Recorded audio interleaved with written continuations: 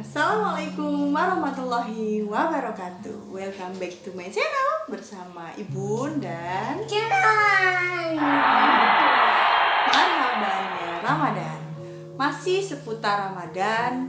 Pada video sebelumnya Bunda dan Juna sudah bahas soal tips untuk melatih anak belajar berpuasa di bulan Ramadan. Oh gitu. Iya, yang kemarin, ya kan? Dan untuk video kali ini Bunda mau masih seputar bulan Ramadan juga. Bunda mau bahas soal bolehkah ibu hamil berpuasa di bulan Ramadan. Nah, dari pertanyaan-pertanyaan yang masuk itu sebenarnya banyak ibu-ibu hamil di luar sana yang mungkin mengalami kekhawatiran untuk mengikuti puasa di bulan Ramadan. Boleh enggaknya, makanya Bunda pengen bahas di sini. Dan sebenarnya kalau dari agama Islam itu sendiri sudah memberikan keringanan untuk ibu hamil untuk tidak menjalankan ibadah puasa jika memang dikhawatirkan dengan berpuasa akan memberikan dampak yang kurang baik untuk ibu dan janinnya. Dan nanti untuk ibu hamil tersebut boleh menggantikan puasanya di bulan-bulan selanjutnya, atau jika tidak mampu untuk membayarkan full 1 bulan puasanya, boleh dengan membayarkan fidyah. Oh gitu. Iya, beli makan nggak lupa. Oke. Nah, pertanyaan kedua yang sering muncul, kalaupun boleh nih berpuasa ibu hamil di bulan Ramadan, sebenarnya untuk trimester awal itu aman nggak sih untuk berpuasa? Itu juga banyak sekali pertanyaan seperti itu ya, khawatirannya. Karena memang di trimester pertama ini adalah trimester yang rentan akan banyak keluhan.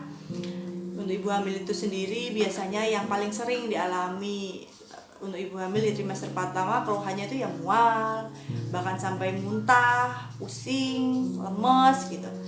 Dan memang kalau masih dengan keluhan yang seperti ini kok dipaksakan untuk berpuasa, dikhawatirkan akan mengganggu kondisi umumnya ibu itu sendiri, justru semakin tidak baik.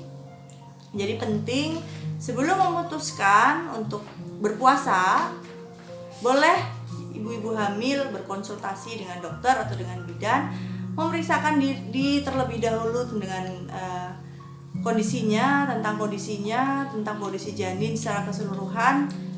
Jadi untuk memastikan aman untuk berpuasa atau sementara menunda dulu untuk tidak berpuasa gitu. Oh gitu. Karena trimester pertama ini juga sebenarnya sedang terjadi organogenesis namanya, atau pembentukan organ-organ penting dari janin itu sendiri. Dalam hal ini termasuk juga ada pembentukan sel-sel saraf otak janin juga. Dan dalam pembentukan jaringan-jaringan otak janin pasti butuh nutrisi yang bagus, butuh nutrisi yang baik dari ibu hamil itu sendiri untuk bisa mensupport pembentukan otaknya bisa berjalan dengan baik. Nah, dan ada beberapa studi juga yang mengatakan kalau ibu hamil ini di trimester pertama puasa, nanti bisa resikonya melahirkan bayi dengan berat badan lahir rendah atau bayinya kecil. Dan ada juga yang menyebutkan bisa keguguran juga. Nah, jadi penting sebelum memutuskan puasa, biar ibu hamil di luar sana nggak galau lagi, konsultasi dulu.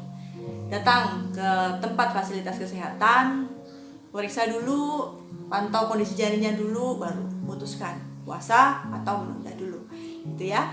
Dan di sini Bunda juga akan memberikan tips tentang apa saja sih yang perlu dipersiapkan untuk ibu hamil nih yang boleh puasa. Dari dokter aman, boleh ibu puasa, silahkan, tidak ada apa-apa, nggak masalah. Bunda bagi tips untuk aman dalam berpuasa untuk ibu hamil gitu ya. Yang pertama, saat berbuka puasa, siapkan makanan dengan gizi yang seimbang. Dalam hal ini yang perlu diperhatikan adalah jumlah karbohidrat, nutrisi yaitu dari proteinnya, mineral, vitamin, dan juga yang paling penting juga di sini adalah serat dari sayur terutama. Oh gitu. Iya. Karena kalau ini nggak terpenuhi dengan baik, justru nanti akan terjadi konstipasi, biasanya sembelit yang paling sering keluhannya. Dan untuk protein itu sendiri masih bervariasi, banyak variasinya, monggo bisa muda semua pilih, calon ibu-ibu di sana, di luar sana pilih, terutama ada daging, ikan, kacang-kacangan, itu juga sangat baik untuk mensuplai kebutuhan nutrisi untuk ibu hamil. Dan biasanya ibu hamil juga kalau buka puasa, kan sekarang kalau buka puasa memang kita dianjurkan untuk makan makanan, minum-minuman yang manis. Dan untuk ibu hamil sendiri ini banyak pilihannya, bisa dengan madu atau dengan korma, silahkan, tidak masalah. Dan yang kedua yang perlu diperhatikan juga adalah jumlah dari air minum yang harus dikonsumsi oleh ibu hamil selama bulan Ramadan. Nah, di sini banyak minum air putih, itu penting sekali untuk menjaga stamina, untuk menjaga kondisi ibu hamil itu sendiri. Paling enggak 1,5 liter sampai 2 liter lah sehari. Dan kurangi minum-minuman yang banyak mengandung kafein, contohnya teh, kopi gitu. Kalau memang bisa nggak minum sama sekali, ya mending nggak usah aja, karena memang kafein ini bersifat diuretik maksud saya. Jadi ini membuat ibu hamil sering buang air kecil. Oh gitu. Dan akhirnya karena sering buang air kecil, suplai minuman juga selama 1 hari penuh itu juga tidak tercukupi karena berpuasa. Jadi nanti akan bisa terjadi dehidrasi. Dan tips yang ketiga saat sahur.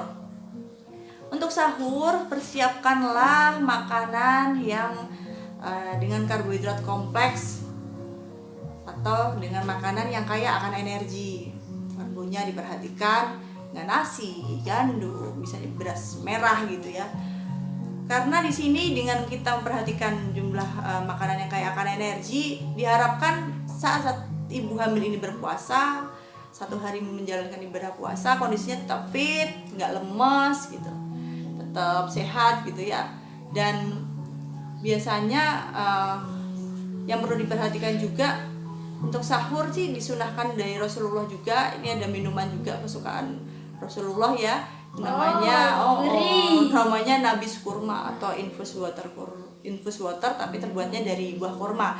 Itu juga bisa dijadikan alternatif untuk variasi dalam konsumsi buah kurma. Jadi biar nggak bosan ya, kurma cuma dimakan langsung gitu, boleh dibuat minuman namanya nabis kurma. Nah, sekalian di sini ya, Bunda jelaskan cara pembuatannya. Jadi yang pertama, siapkan air matang dalam wadah yang tertutup, boleh pakai botol, boleh pakai gelas, yang penting tertutup ini ya Bun. Kemudian kita siapkan kurmanya. Di sini Bunda sudah siapkan 11 butir kurma yang sudah dikupas. Oh ya, yang sudah Bunda kupas, bijinya sudah kita buang, kita potong atau iris kecil-kecil. Sebentar sayang, dibuka dulu tutupnya. Kemudian wadah air putihnya kita buka, kita masukkan. Ada 11 butir, memang karena disunahkan ganjil, jadi Bunda milihnya 11 butir ya. Berapa? 11 semuanya kita hitung. 1, 2, 3, 4, 5, 6, aduh pelan-pelan, 7, 8, 9,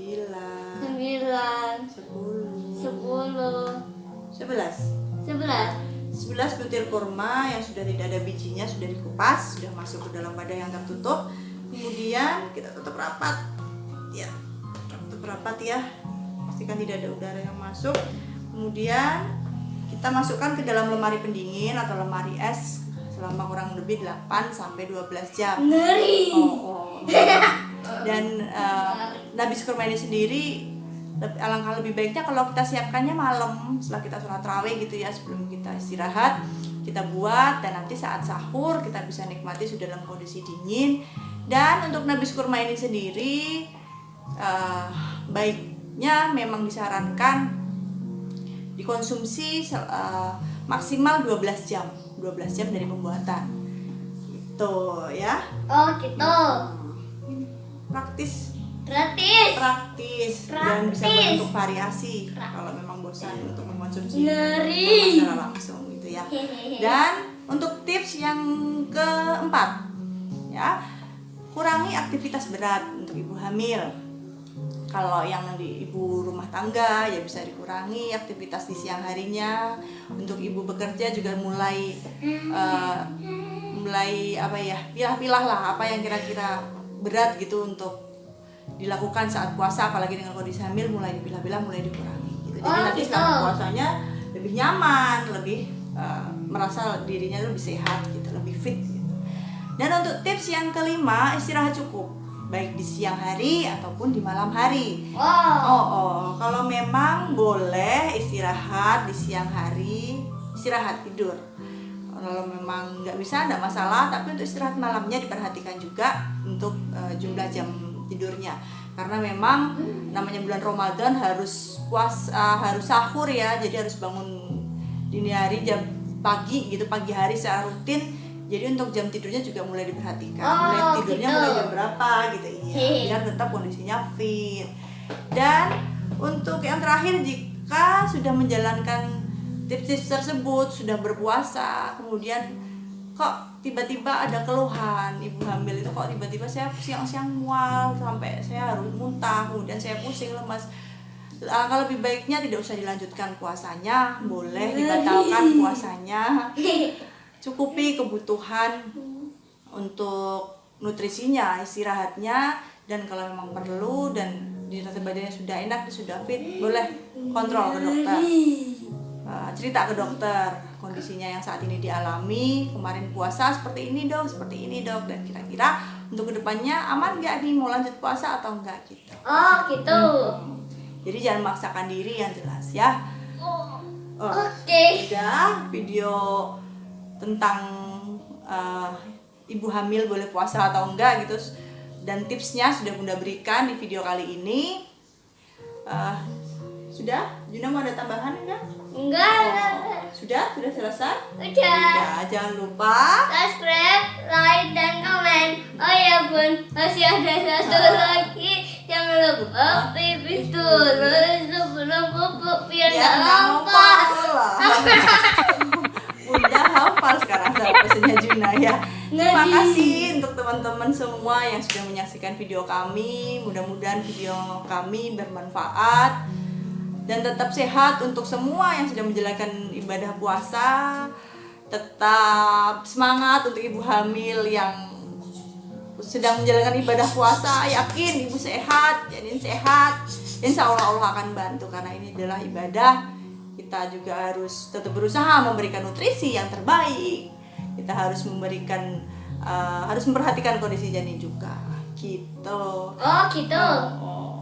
Sudah, terima kasih yang sudah subscribe. Bunda doakan semoga selalu diberikan kesehatan, kebahagiaan di dunia dan di akhirat. Jangan lupa klik tombol lonceng untuk bisa menyaksikan video-video kita selanjutnya, karena masih banyak banget video yang pengen Bunda dan Juna buat, dan semoga harapannya bermanfaat untuk kalian semua.